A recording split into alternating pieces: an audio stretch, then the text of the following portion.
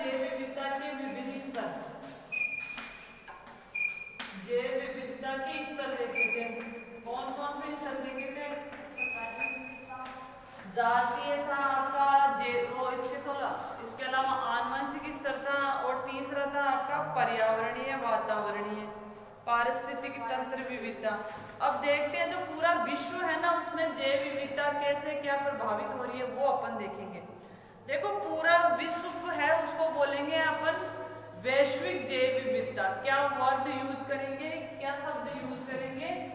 वैश्विक जैव विविधता, वैश्विक जैव विविधता,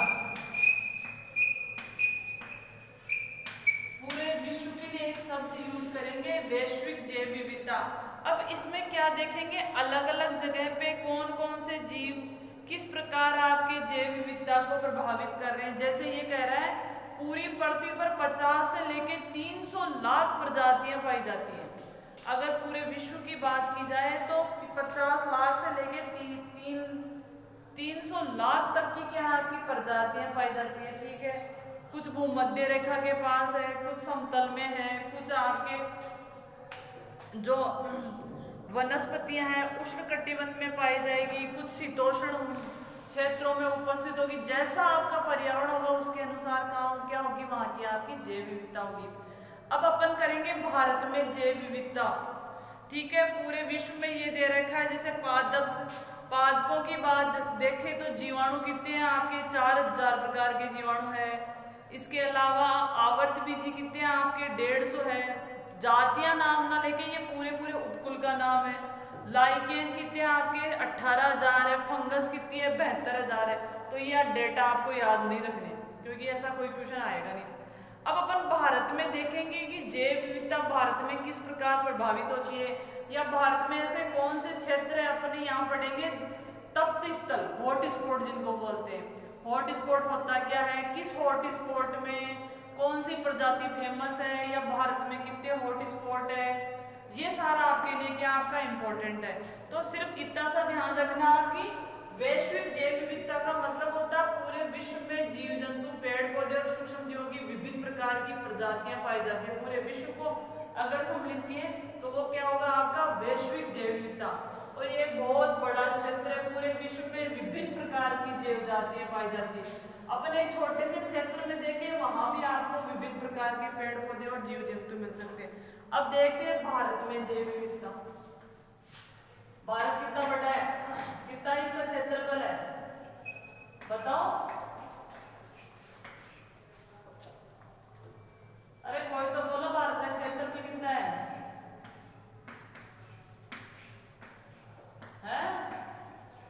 34 लाख, 32 लाख। अरे एसएसटी पढ़ते हो ना तुम लोग सारे। भारत का क्षेत्रफल कितना राजस्थान में बता दो। 3,82,000 42,000 3,42,400। हाँ इतना ही कुछ है, 62 है। ठीक है, अब अपन देखते हैं जैव विविधता। देखो भारत में जो अब यहाँ से क्वेश्चन बन रहे, भारत में विश्व की कुल भूमि कितनी है, 2.4%। भारत में पूरे विश्व की भूमि कितनी है, सिर्फ 2.4% है। हाँ, पूरे विश्व की भूमि का सिर्फ 2.4% भारत में। जबकि जो जैव विविधता है पूरे विश्व की वो कितनी से है आपकी, 7 से लेके 8%। जैव विविधता इसका मतलब ज्यादा है। पूरे विश्व की धरती तो आपकी कितनी है, 2.4%। ये क्वेश्चन आते हैं एक एक नंबर वाले। और जैव विविधता परसेंट में कितनी है, 7 से लेके 8%। ठीक है, अब देखो यहाँ विभिन्न प्रकार के क्या है आपके, घास के मैदान है, उष्णकटिबंधीय क्षेत्र है, समशीतोष्ण है, नदी घाटी है, इसके अलावा मरुस्थल है। भारत में विश्व के 17 वृहद जैव विविधता। देखो अपने अगर विश्व की बात की जाए तो जो 17 जैव विविधता वाले देश हैं उसमें भारत का भी एक नाम है। जो विश्व में 17 जैव विविधता वाले स्थल है उनमें से भारत का भी एक उन देशों में सम्मिलित है। अब ये कह रहा है भारत में 2009 की रिपोर्ट के अनुसार 9,13,000 9 लाख के है शायद 9,13,64,000 के समथिंग प्रजातियां हैं। 16,000 फल फूल वाली प्रजातियां हैं। ब्रायोफाइटा, यहाँ से कोई क्वेश्चन नहीं आएगा, ठीक है। ये 2 क्वेश्चन आपके एक नंबर वाले। और भारत जो टोटल 17 देश है उनमें भारत का भी एक स्थान है, स्थान दे नहीं रखा इसने। अब देखो क्वेश्चन आएगा आपके जैव विविधता के तप्त स्थल। अब इस शब्द को अच्छे से समझना, जैव विविधता के तप्त स्थल क्या होते हैं? जैव विविधता के तप्त स्थल क्या है?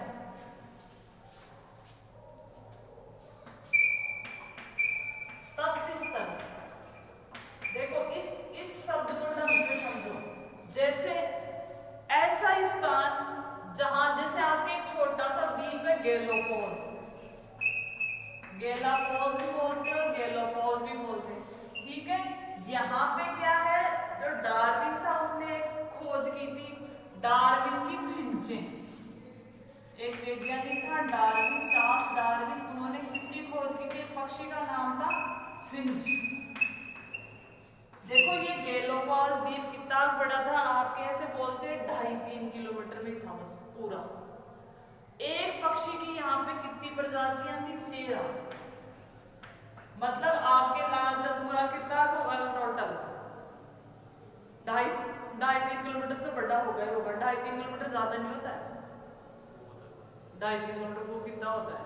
पूरा द्वीप इतना ही था, 2.5-3 किलोमीटर में था वो द्वीप, पूरा का पूरा द्वीप है गैलापागोस द्वीप, गैलापागोस, ठीक है। ये अपने इंडिया में नहीं है। तो यहाँ पे क्या कि डार्विन ने एक पक्षी था फिंच, कैसा होता है आपका तोता होता है ना, वैसा होता है, तो वहां उसकी 13 प्रजातियां मिली। हाँ, छोटी सी जगह में 2.5-3 किलोमीटर कितना होगा? ज्यादा। आप ऐसे लगा रहे हो दूरी, तो पूरा द्वीप ही 2.5-3 किलोमीटर में था और एक पक्षी की 13 प्रजातियां मिल गई। इससे सिद्ध होता है कि ये क्या है, मतलब जैव तप्त स्थल। तप्त स्थल का मतलब ये होता है एक छोटे से एरिया में किसी एक जीव की विभिन्न प्रकार की प्रजातियां। जैसे अपने यहाँ पे, जैसे अब सपोज अपने यहाँ पे कौवा कैसा मिलता है? ब्लैक कलर का मिलता है। अब सपोज अगर कौवा होता, व्हाइट भी कौवे होते हैं, व्हाइट कलर का कौवा होता है, ब्राउन कलर का भी होता है, पूरे वर्ड की बात की जाए तो। अगर ये तीनों चारों टाइप के, या जैसे अपन किसी गाय की वैरायटी देखे, देसी गाय है, रामबी गाय है, होलिस्टर गाय है, बहुत सारी, तो छोटे से एरिया में अगर किसी जीव की विभिन्न प्रकार की प्रजातियां मिल जाती है तो वो क्या कहलाता है? आपका तप्त स्थल। ये निर्भर करता है वहां का वातावरण कैसा है। जैसे समुद्र में क्या होता है, जहाँ गर्म जलधारा और ठंडी जलधारा मिलती है ना, वहां पे सबसे ज्यादा मछली उत्पादन होता है। तो वहां आपको मछलियों की बहुत सारी वैरायटी, मछलियां दुनिया भर की है में। तो समुद्र में जितनी मछलियां, अगर एक छोटी सी जगह पर आपको 10, 20, 50 मछलियां मिलती है तो वो क्या कहलाएगा? आपका तप्त स्थल। तो इस चीज को ध्यान रखना। देखो इसमें क्या कह रहा है, तप्त स्थल क्या है? ये अपने इंडिया की कंसेप्ट नहीं है, बाहर की कंसेप्ट है। इसका मतलब क्या होता है? एक छोटे से स्थल पे आपको बहुत सारी प्रजातियों का मिल जाना। अब देखो गवर्नमेंट या आपकी जो WHO है, वर्ल्ड हेल्थ ऑर्गेनाइजेशन, या WWF है, वो क्या करता है? किसको घोषित करेगा आपका तप्त स्थल? पूछा जाता है ये क्वेश्चन। उस क्षेत्र में विश्व की कुल स्थानबद्ध प्रजातियों का कितना होना चाहिए? 0.5%। पूरे विश्व में जितनी प्रजातियां हैं तप्त स्थल उसी को घोषित करेंगे, जहां कितनी टोटल प्रजातियों का कितना होना चाहिए? 0.5% होना चाहिए। नहीं, उस जगह में, चाहे वो भारत में हो, चाहे पाकिस्तान में हो, चाहे कहीं भी हो, तो उसको तप्त। देखो ये क्वेश्चन ऐसे है कि किसी भी स्थान को अपन तप्त स्थल घोषित कर रहे हैं तो उसके लिए क्या शर्त होनी चाहिए? पहली शर्त ये, उस स्थान पे टोटल विश्व की जो प्रजातियां उसका कम से कम 0.5% होना चाहिए उस छोटे से इलाके में। हो सकता है वो आपके 1 किलोमीटर का इलाका हो सकता है आपके 100 सेंटीमीटर का इलाका भी हो सकता है 2-5 हजार गज की जगह हो सकता है कैसा भी हो सकता है, ठीक है। दूसरा क्या है, और उस इलाके में कम से कम 1500 स्थानबद्ध जब प्रजातियां होनी चाहिए। कैसी? जैसे आपका छोटा इलाका जैसे लालचंदपुरा है, तो एक जीव की कम से कम 15,000 प्रजातियां होनी चाहिए, कम से कम 1500 ही। अब 1500 प्रजातियां मिलेंगी, तो ही अपन उसको तप्त स्थल घोषित करेंगे। ठीक है। दूसरी कंडीशन क्या है, उस क्षेत्र के मूल आवास का 70% कैसा होना चाहिए। जैसे कई बार क्या होता है, कुछ गतिविधियां होती है, भूकंप आ जाता है, बाढ़ आ जाती है, तो वो इलाका बिल्कुल बंजर हो जाता है। ठीक है। तो इस कंडीशन में भी क्या होनी चाहिए, वहां मानव की जो गतिविधियां है संकट, सपोज आपका कोई क्षेत्र है, ठीक है, वहां अपन ने 2 नॉर्म्स देखे, 2 शर्तें देखी है। पूरे विश्व का कितना होना चाहिए, 0.5% होना चाहिए। दूसरा, वहां कम से कम 1500 स्थानबद्ध प्रजातियां, मतलब उसी स्थान की प्रजातियां होनी चाहिए। ठीक है। तीसरी कंडीशन क्या है, वो मूल आवास का 70% उजड़ चुका हो। जैसे वहां कोई जीव जंतु रह रहे थे, कोई मनुष्य रहता, तो वहां अब या तो आंधी आ गई, तूफान आ गया, बाढ़ आ गया, भूकंप आ गया, वो सारा खत्म हो जाएगा और मानव अस्तित्व वहां नहीं मिलेगा, मानव नहीं मिलेगा। अगर मानव मिलेगा तो वहां मानव का क्या है, आपका अस्तित्व खतरे में है, क्योंकि मानव रहेगा तो कुछ ना कुछ गतिविधियां करेगा, और जो जंगली जीव है या जो प्रजातियां, उनकी वजह से वो क्या हो जाती है। भाई अभी जंगल में अपन जाके रहे, तो अपन क्या करेंगे, जंगल को साफ कर देंगे, वहां बस्ती बसा लेंगे, आग जला देंगे, तो वन्य जीव नहीं आएंगे, तो वहां मानव की गतिविधियां बिल्कुल ना के बराबर होगी। तब अपन उसको क्या करेंगे, तप्त स्थल घोषित करेंगे। समझ गए। इनको हॉट स्पॉट भी बोलते हैं। और विश्व में कितने तप्त स्थल है, टोटल 34 है। पूरे विश्व में कितने हॉट स्पॉट है, 34। ये क्वेश्चन एक नंबर के बनते हैं। भारत में है शायद, भारत में 4 है शायद, पहले तो 2 को रसम लिख दिया गया था, भारत में है आपके 3 दे रखे। ठीक है। तो ये क्वेश्चन है।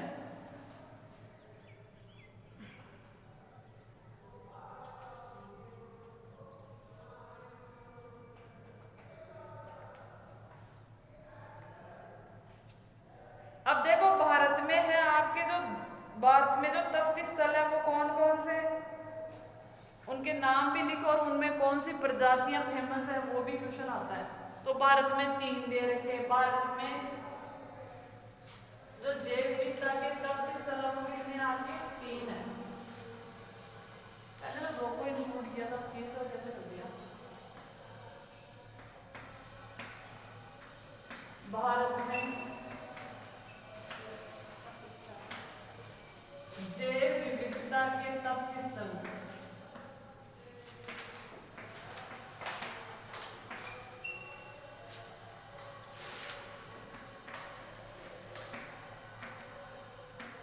जैव विविधता तप्त स्थल 3 है, उनके तीनों के नाम लिख देती हूँ, उनमें कौन सी प्रजातियां फेमस है वो भी आएगी।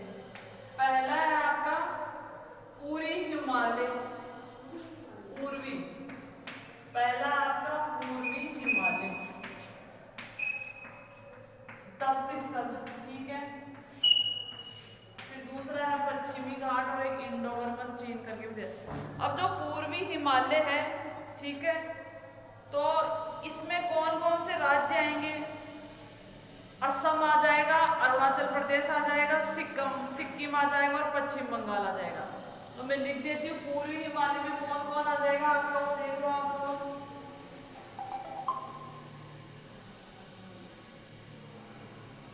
असम,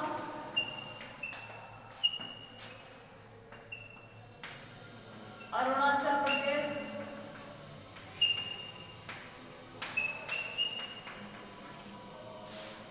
इसके अलावा है सिक्किम और पश्चिम बंगाल।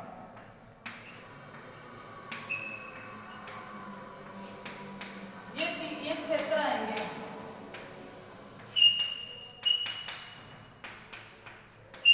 पूर्वी हिमालय में कौन कौन से क्षेत्र आएंगे भारत के, अरुणाचल प्रदेश है, सिक्किम है, पश्चिम बंगाल है और असम है। ये क्षेत्र किस में आ जाएंगे आपके, इसमें पूर्वी हिमालय क्षेत्र में।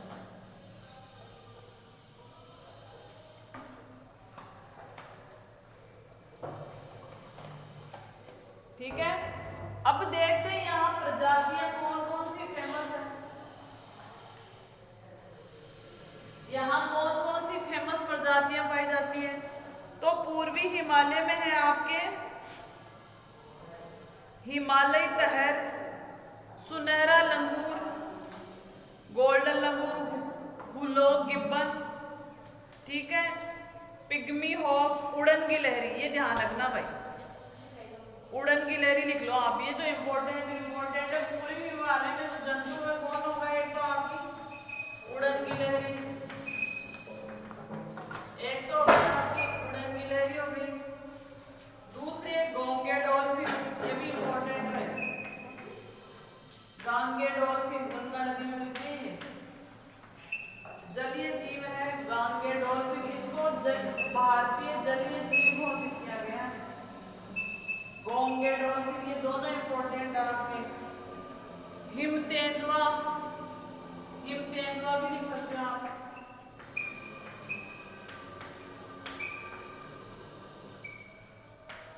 हिम तेंदुआ आ गया इसमें।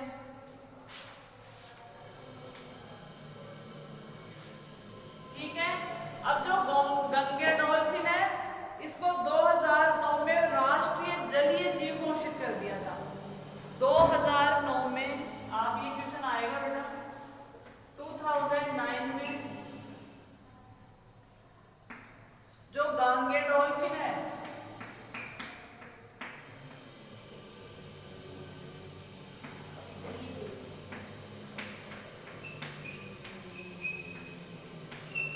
भारतीय जलीय जीव, भारतीय जलीय जीव घोषित किया गया इसको। ये तो नोट करके लिख देना आपने, भारतीय जलीय जीव घोषित किया गया था।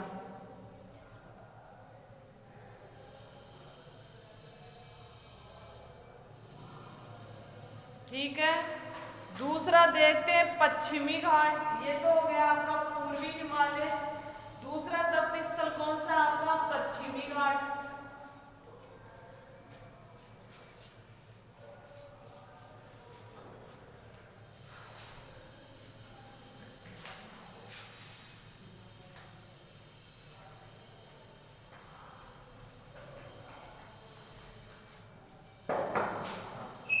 दूसरा है आपका पश्चिमी घाट,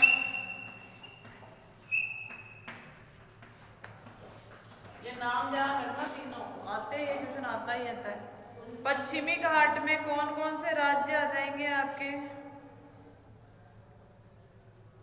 केरल राज्य है, भारत में सिर्फ केरल राज्य को किया गया सम्मिलित, इसमें आ जाएगा केरल।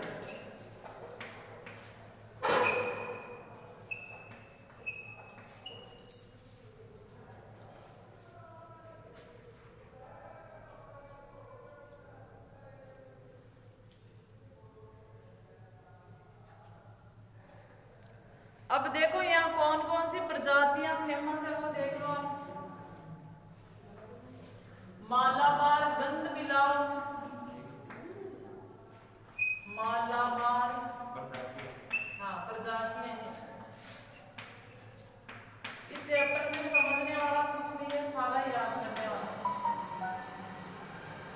मालाबार गंध बिलाव,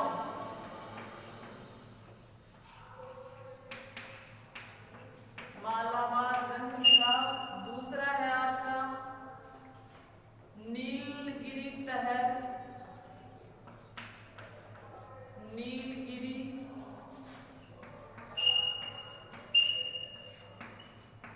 तहर, मैकॉक बंदर, ये इंपॉर्टेंट है, मैकॉक बंदर, बंदर की वैरायटी है, वो बिल्कुल अजीब सी तरह का होता, छोटा सा बंदर होता है। मतलब इसके यहाँ बहुत सारे बाल होते हैं, होता तो ब्लैक कलर का, ये यहाँ पूरे बाल होते हैं शेर की तरह।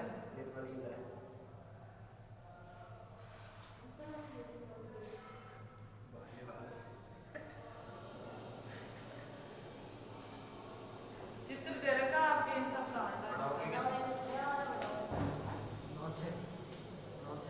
कब तक होती है? हाँ तब तो टाइम है। देखो अब तीसरा देखते हैं, इंडो बर्मा जैव विविधता भारत में। तीसरा कौन सा है, इंडो बर्मा जैव विविधता स्थल। हाँ अगला है आपका इंडो बर्मा। इंडो बर्मा जैव विविधता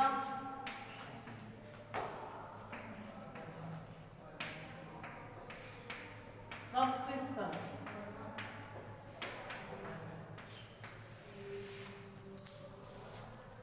ठीक है, इसमें आएगा चीन, भारत, म्यांमार, वियतनाम, थाईलैंड। इसमें भारत का भी कुछ हिस्सा है। हाँ, ये वैसे वैसे देखो, हम लोग जब पढ़ते थे ना तब तो दो ही थे, पश्चिमी घाट और पूर्व क्या था, दो लिखा था ना, पश्चिमी घाट और पूर्वी हिमालय, ये दो ही पढ़े हमने तो आज तक। ये तो हमारी बुक में करा ही है। इसमें हो सकता कोई ना कोई भाग हो, इसमें जगह का भी नाम दे देगा। जो इंडो बर्मा है, इसमें उष्णकटिबंधीय पूर्वी एशिया में कौन आ गया, भारत, वियतनाम, थाईलैंड, कंबोडिया। वैसे ही इंडिया में नहीं है, देखा जाए हो सकता है कोई छोटा सा टुकड़ा। तो इंडो बर्मा में कौन कौन से देश है उनके नाम दे रखे। नहीं, चीन के पास में चीन है, म्यांमार बोलते हैं अलग से बेटा, म्यांमार और है Vietnam, Thailand, Cambodia, Vietnam, Thailand, Cambodia,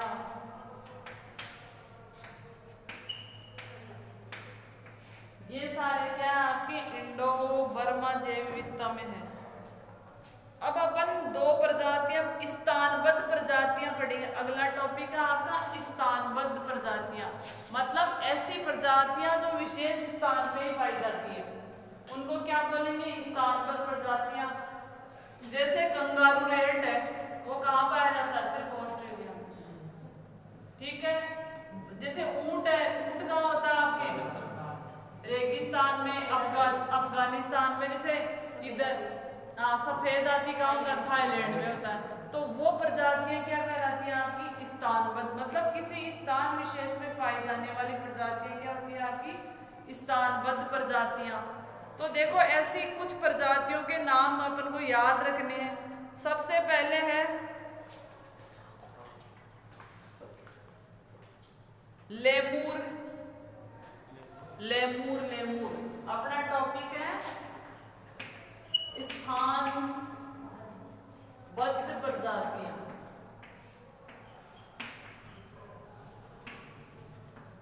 सबसे पहले आपका लेमूर, ये मेडागास्कर में पाया जाता है। लेमूर, ये ट्यूशन आते हैं बेटा। लेमूर कहाँ मिलेगा आपको, मेडागास्कर।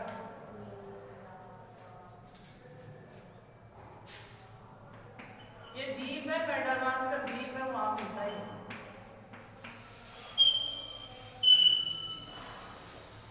दूसरा है नीलगिरी तहर तथा मेकॉक बंदर।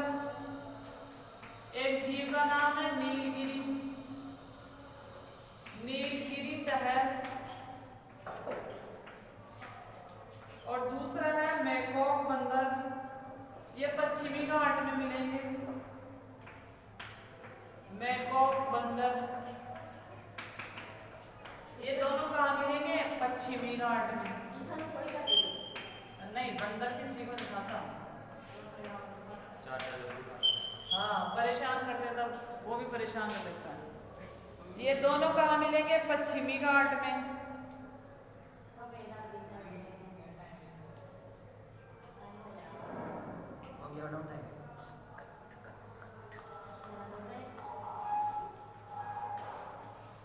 इसके जज्बात किसी क्लास है तुम्हारी, इसके जज्बात फ्री हो गए।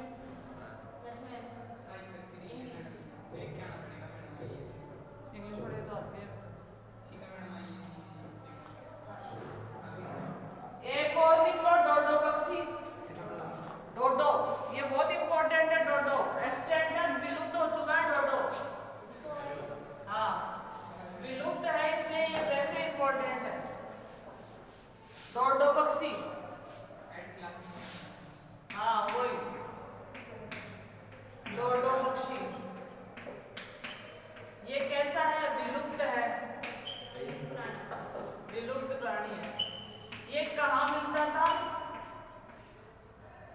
ये मिलता था आपके मॉरिशस में, जगह बहुत सुंदर जगह मॉरिशस। मॉरिशस एक कंट्री है, सब कुछ लाल चंदुरा में है। मॉरिशस में मिलता था ये। इसका इतना ज्यादा शिकार हुआ कि 23 साल में विलुप्त हो गया। इस पक्षी को इतना मारा मनुष्य ने अपने लाभ के लिए कि जैसे ये मिला था उसके 23 वर्षों में खत्म हो गया। मनुष्य के दिमाग में तो वैसे ही पूरा बात चलते रहते हैं। जुगाड़ी नहीं, कबाड़ी है।